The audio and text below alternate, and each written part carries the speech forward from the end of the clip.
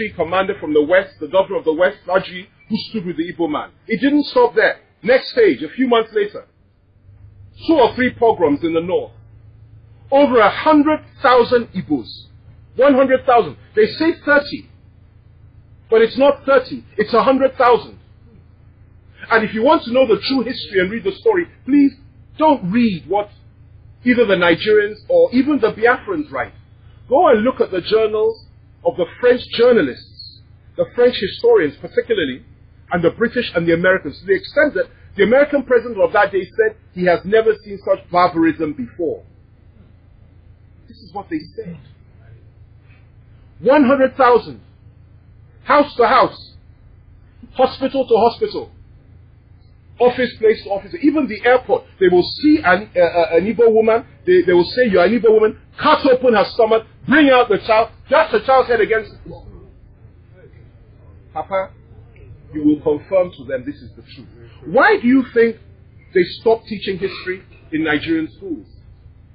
Because they don't want anybody to know. But my own position is this.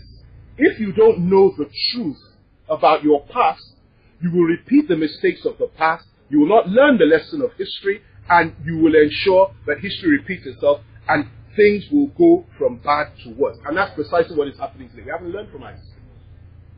But they don't want you to know. Didn't stop there. As 100,000 were being slaughtered, they were running back to the east.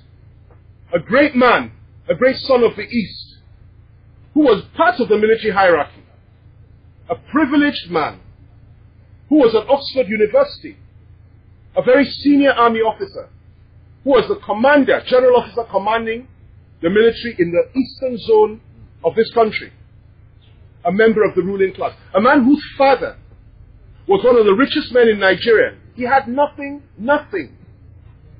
to gain in saying that he would rather die than watch his people die. He was a member of the ruling class. So what did he say? He said, enough is enough. And he drew the line.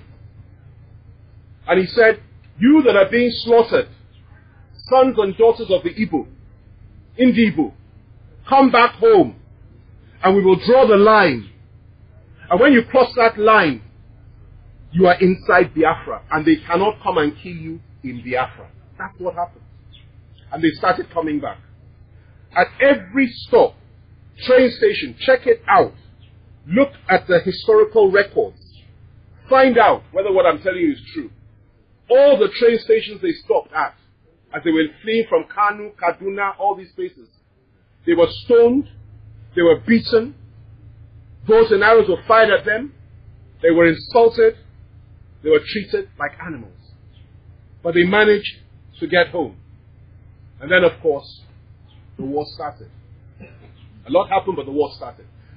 During the course of the war, let me be brief, 2 million of your people were killed by our people, and I am a Nigerian. Many of my uncles fought in that war. We lost many too. War is a terrible thing. But 2 million civilians were killed by our troops. And worst of all, 1 million Igbo children. My son is sleeping in the car. Igbo blood flows through his veins. He's half Igbo. His Igbo name is Lotanna. He's half Igbo. If he had been born at that time, is it not fair for me to say that he may well have been a victim as well, if he had been on the eastern side of the Niger? The humanity that is within us must cause us and enable us to empathize with the suffering. This is not about Biafra-Nigeria war. Because if the Biafrans and the Nigerians wanted to fight, let there be a fight between two armies. That's how wars are fought. You sign to join to fight to die. But when it gets to a point that you and your army are slaughtering innocent women and children in the name of war, that's a completely different thing. As a matter of fact, it's called a crime against humanity. It's called genocide. It's called ethnic cleansing. And we were guilty of that, and this is why I say the first thing that any serious leader ought to do if he says he wants to run for presidency or anything in this nation, or any leader worth his salt, is to issue an apology to the Igbo people of Nigeria for what we as Nigerians did to them during the Civil War. That is the first step to progress in this country.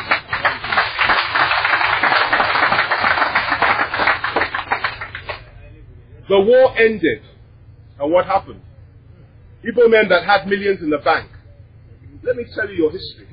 And please, those that are so disconnected, that say that it doesn't matter what happened in the past, let's just think about the present, have almost lost their soul. And that is the whole purpose.